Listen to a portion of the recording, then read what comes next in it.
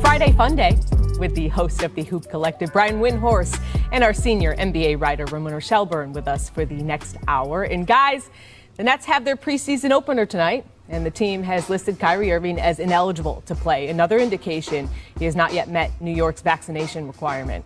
The Nets are prevented by law from revealing whether he has been vaccinated, but Kyrie has not been with the team for any of their practices in New York, where the city mandates vaccination to practice or play indoors. Here's James Harden on how Kyrie's absence impacts the team.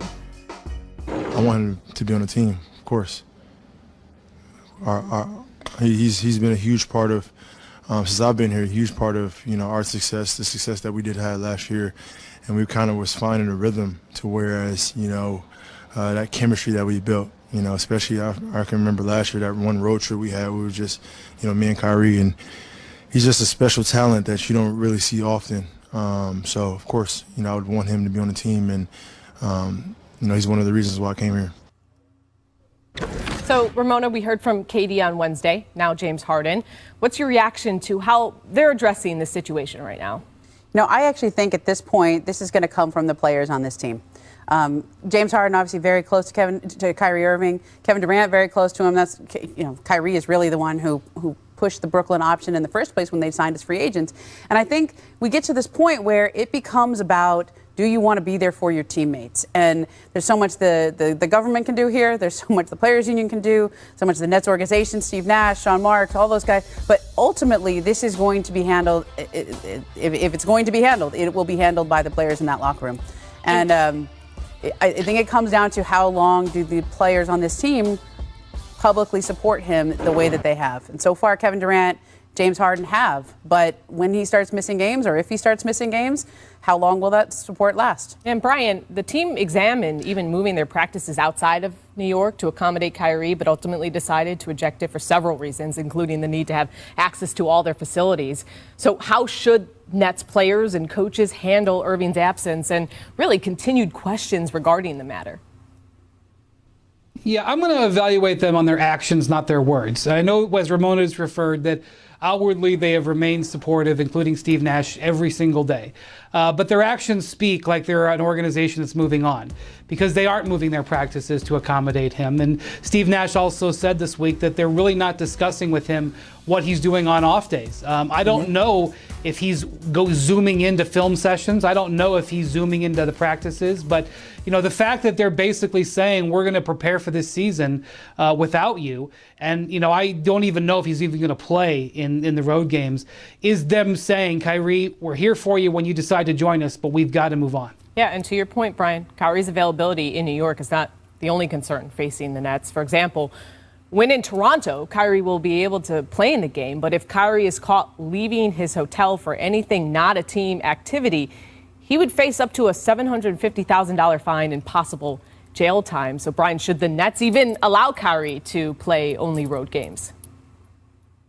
So I know that this sounds like it would be simple, but it's actually, in my view and in talking to people, I think it's untenable. Because it's not just that he's not playing in the games. You guys know.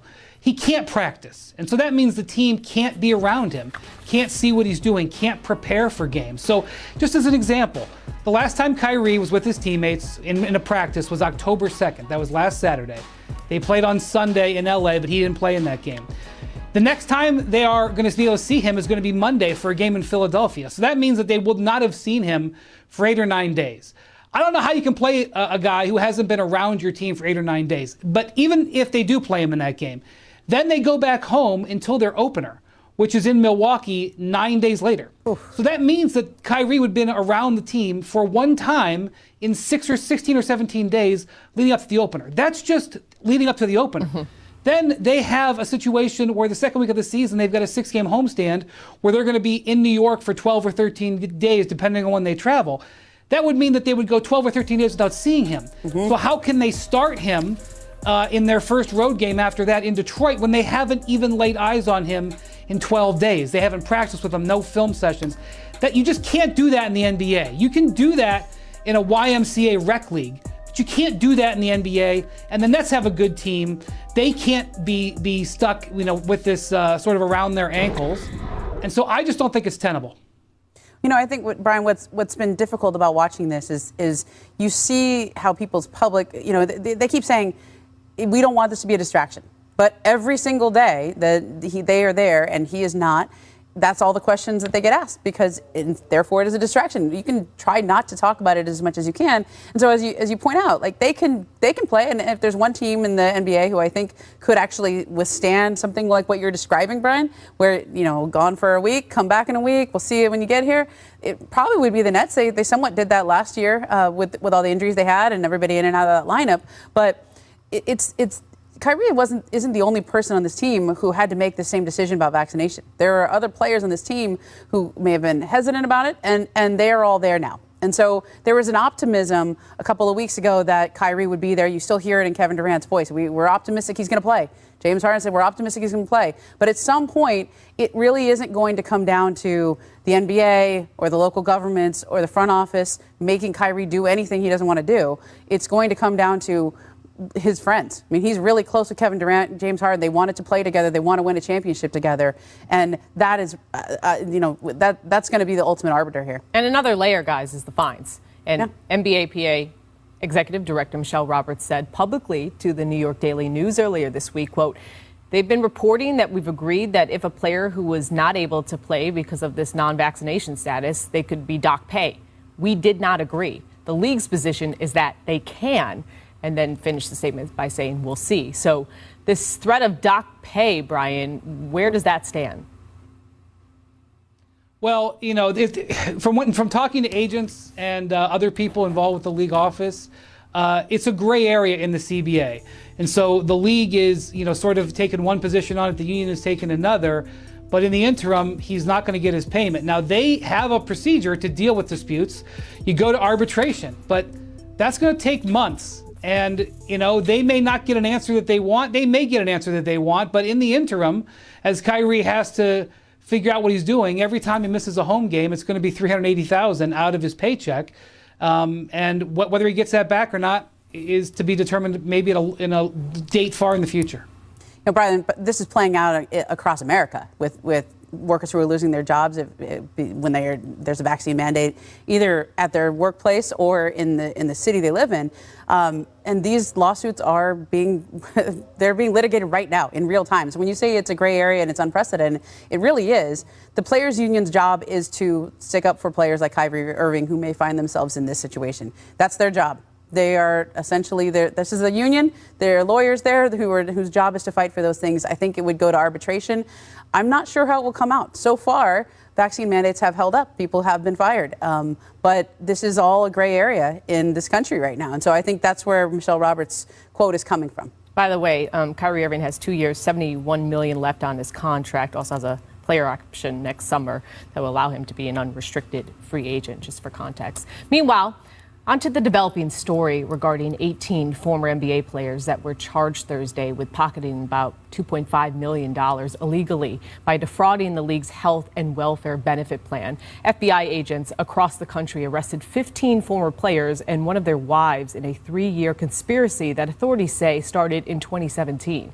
U.S. Attorney Audrey Strauss said prosecutors have travel records, email, and GPS data that proves the former players were sometimes far from the medical and dental offices at the times when they were supposedly getting treated. In one instance, she said a former player was playing basketball in Taiwan when he was supposedly getting $48,000 worth of root canals and crowns in Beverly Hills, California. In a statement, the NBA said the benefit plans provided by the NBA and the National Players Basketball Association to their players are critically important to support their health and well-being throughout their playing careers and over the course of their lives, which makes these allegations particularly disheartening. The NBA also said they will cooperate fully with the U.S. Attorney Office in this matter. Coming up, the Heat look like the greatest team ever assembled? You know, through 2 preseason games. But seriously, how far will Jimmy Butler and Mr. Kyle Lowry take Miami? Bad boys for life. But first, it's time for our distant replay, guys, from this date in 2019 featuring, we haven't talked about Ben Simmons yet, so how about this? How about this play? Oh, he shot the 3! Don't you miss the good old days with the headlines about Ben Simmons where he made a 3? Look, from like 3 feet behind the arc, too. He made it. He can do Look it. at all those cheers. It's like his workout videos. They love him in Philly. Sorry, that was LaMelo doing more LaMelo things last night against the Grizz. Pair of sweet dimes. Brian, must-see TV? That is an incredible pass. I mean, just like he'll get around the defender like that. But he also kind of gives a little no-look pass, too. You see, he kind of looks away. He sure does. Right at the end, just for a little flavor.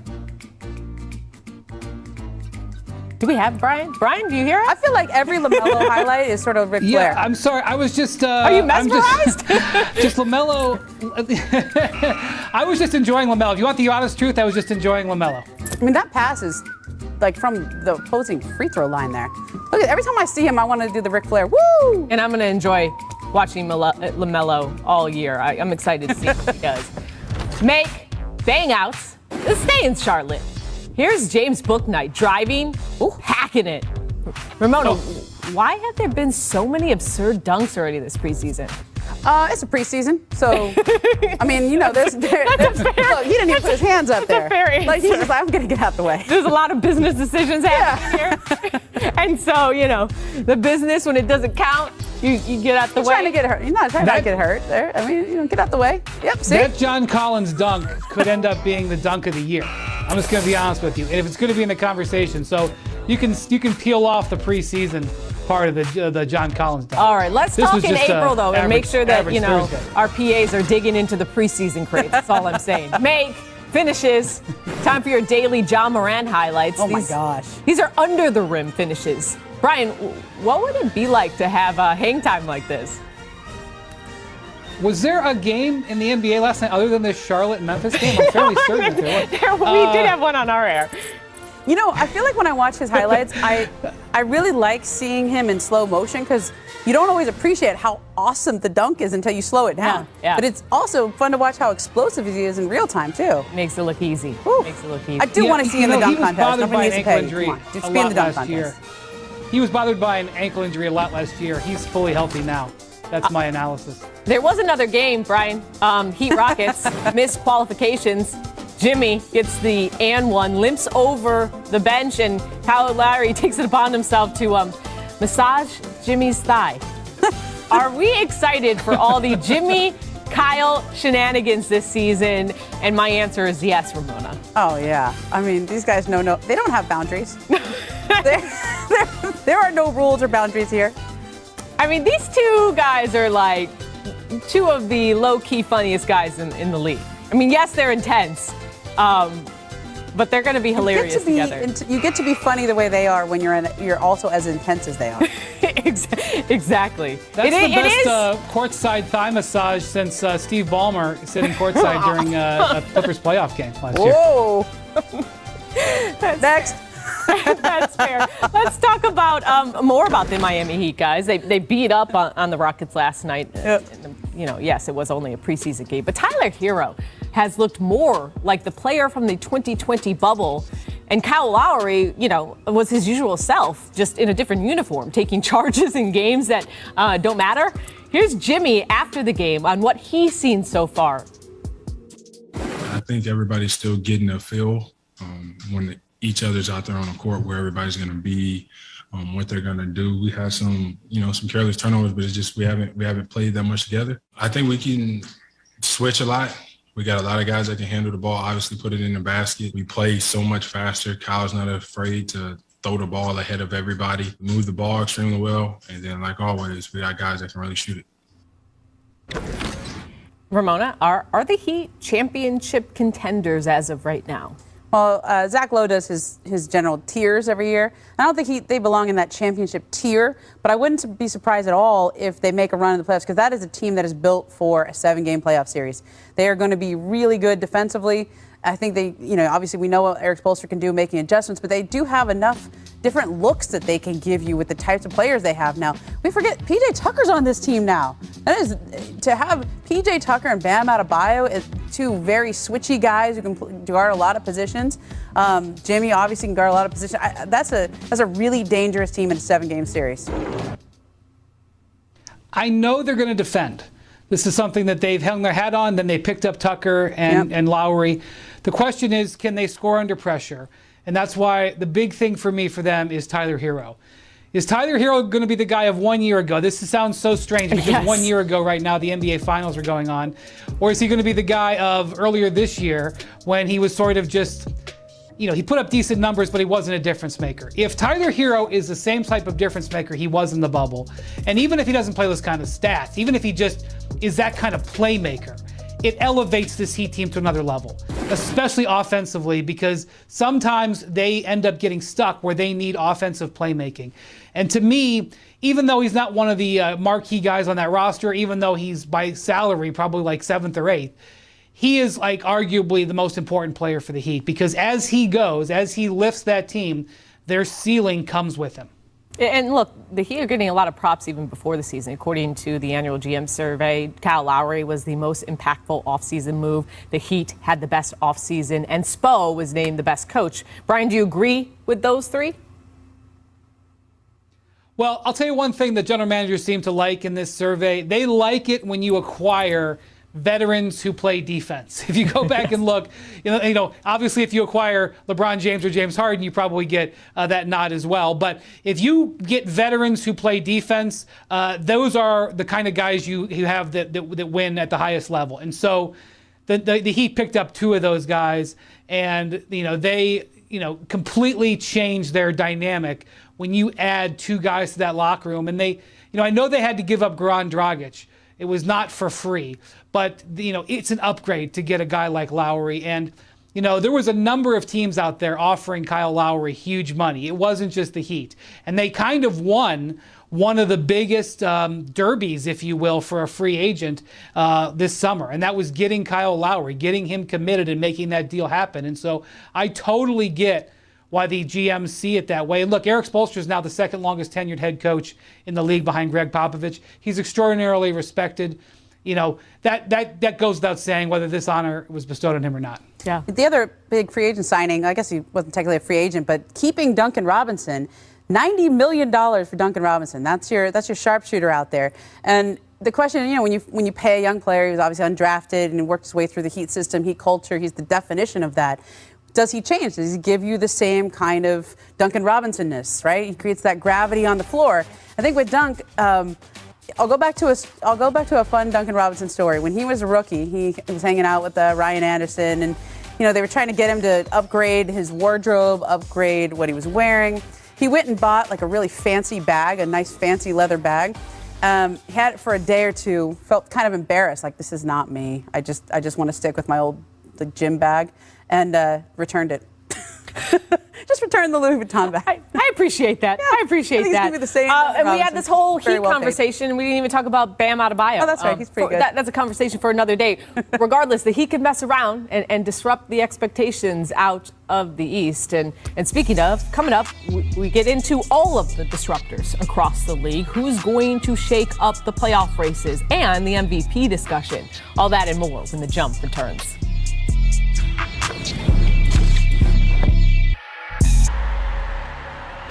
Welcome back to The Jump. We're 4 wide now with Ramona. Brian, we're now joined by ESPN NBA writer Tim McMahon. And up now on ESPN.com, Tim, you were part of an article in which NBA teams and players could disrupt the races for home court advantage and awards during the 2021-22 season. So, Tim, let's start with the Western Conference. Which team do you think could disrupt the race for home court advantage? Yeah, I don't think we should dismiss the Clippers as a threat just because we don't know when or if Kawhi Leonard will be back this season. Paul George is a perennial all-star who has a lot to prove. He's also a guy who has been, he's carried a team that's been at the upper level of a conference before, of course, with the Pacers in the Eastern Conference. I think they have a quality supporting cast around him. And then Terrence Mann really blossomed last postseason. If you're talking about a most improved player candidate, I think he'd be a good place to start. Ramona, what do you think? I love Terrence Mann's quote the other day. Somebody said, "Are you flattered that people picked you for most improved?" And he goes, "You mean the GMs who didn't draft me? Nah, I don't care."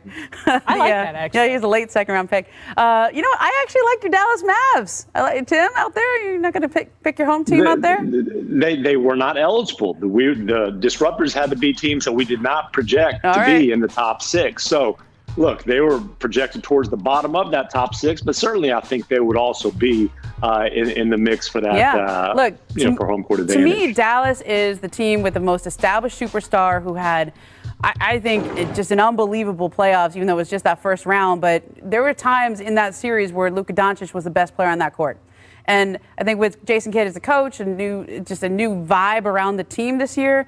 They're treating Porzingis like they want him to be a basketball player. That was a good quote that they had the other day. I don't know if that's a good compliment or a backhanded compliment.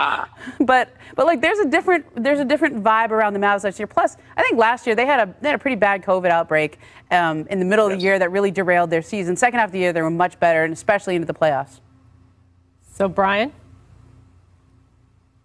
Well, a bunch of people in this piece picked the Trailblazers because they feel like they could be elevated under Chauncey Billups, and I think there's a case to be made. But I think the biggest wild card in the whole Western Conference this year is Kawhi Leonard.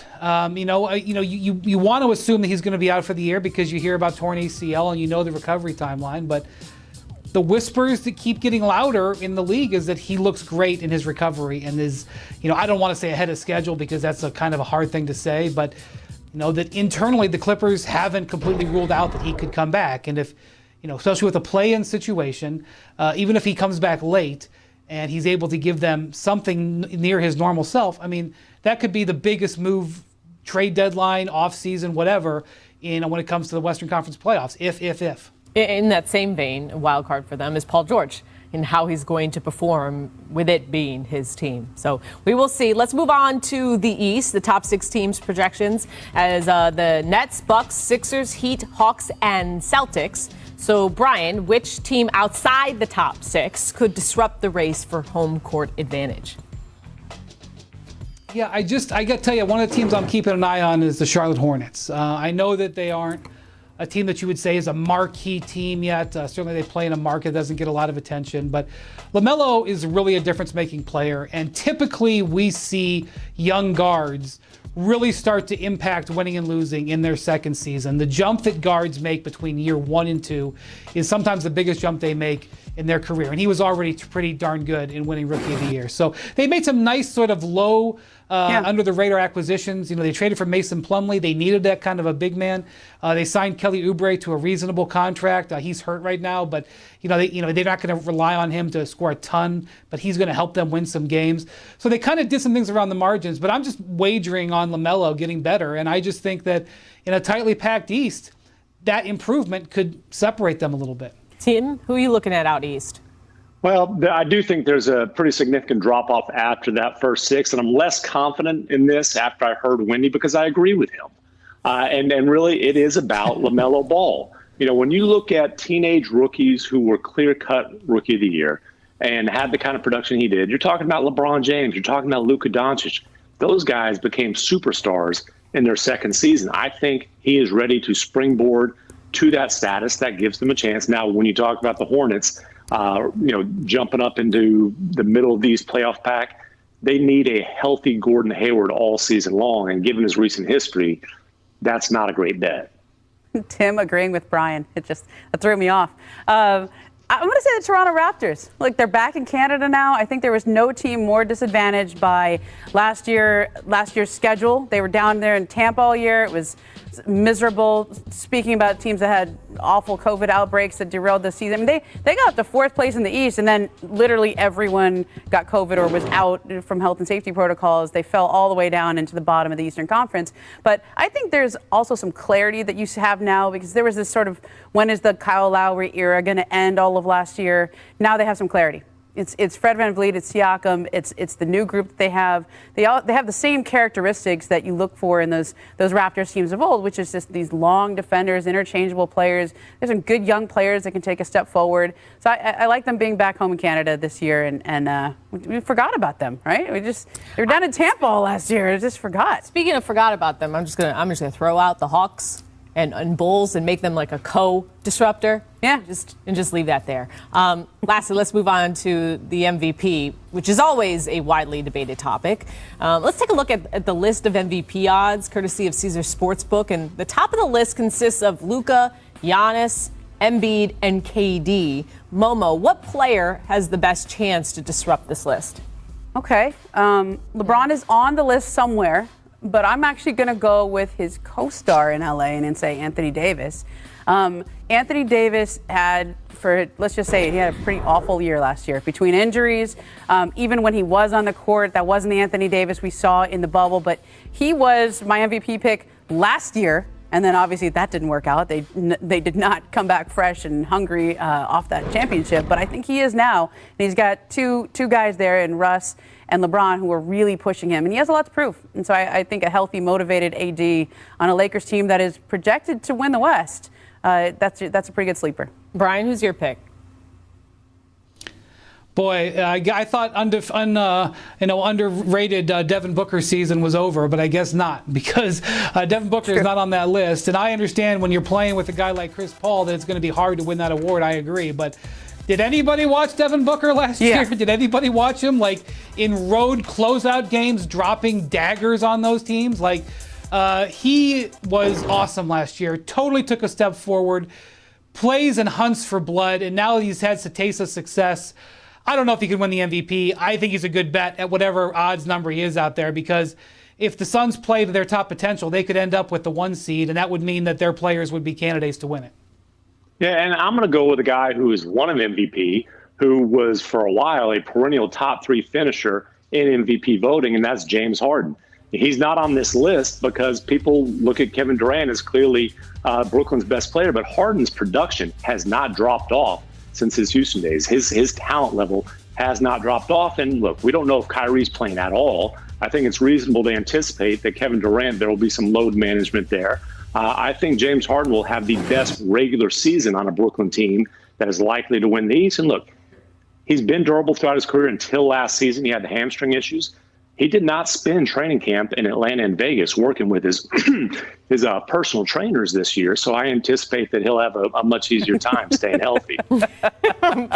Also, he said that he may want to test free agency. Still hasn't signed that contract year. I like that pick, Tim. Thank you so much for joining us.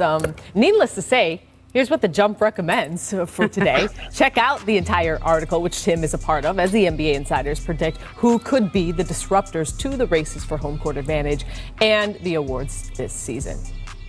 And coming up next, we take a stroll down NBA Lane, where all the NBA legends live in celebration of the NBA. A winner-go-home Game 5 in the WNBA playoff semifinals. Diana Taurasi and the Mercury are in Vegas to take on Asia Wilson and the Aces. 9 Eastern, 6 Pacific on ESPN2, ESPN Deportes, and the app. One app, one tap.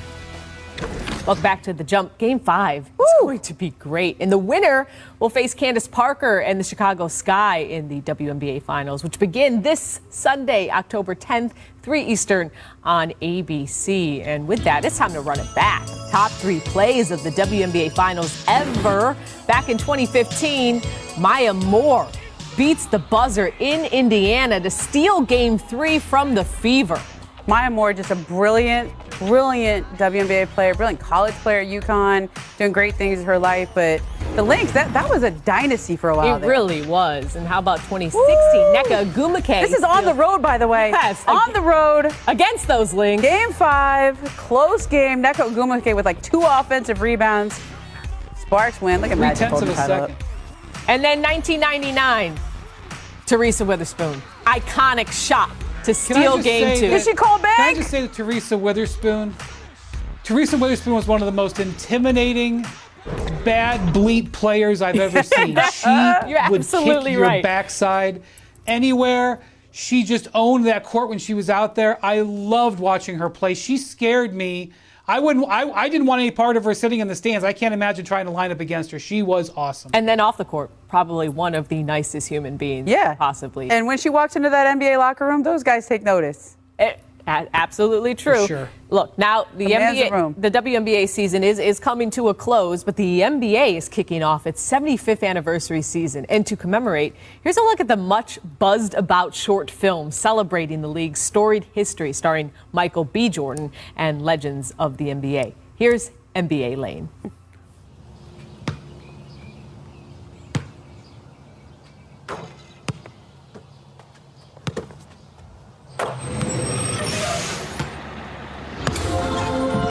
hop on. Good morning. It's the NBA 75th. All right, guys. We're getting ready to take a stroll down memory lane. Don't get left behind. It's all about the brotherhood here. Good morning, neighbor. Top of the morning. But also, this is my house. Claiming what's rightfully yours. This is my house. Hey, seatbelts on, seatbelts. Hey, Spider! What's up, Russ? Take notes, kids. Flyers dressed in the NBA. Around here, it's never too late to learn a new trick. What you want to do is get it off your fingertips. From the sky hook. That's your third. All the way to the alley-oop. Oh, throw it down, big man. Good pass, bro. That was an instant classic. This community right here stretches to every corner of the globe. The globe doesn't have corners. You know what I mean. Big drop out. We've come a long way from the peach basket. My bad.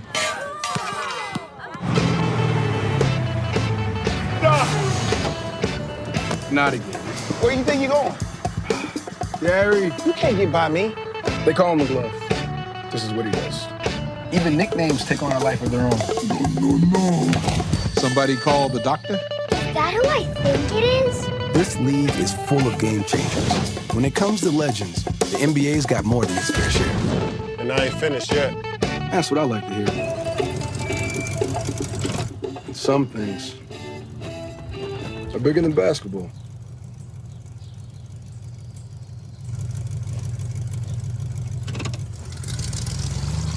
Now, we've seen kids turn into kings and give it all back to the next generation. There's a piece of this game for everyone. It doesn't matter who you are, how old you are, or... Yeah, that too. Your move. Now, that's just fun.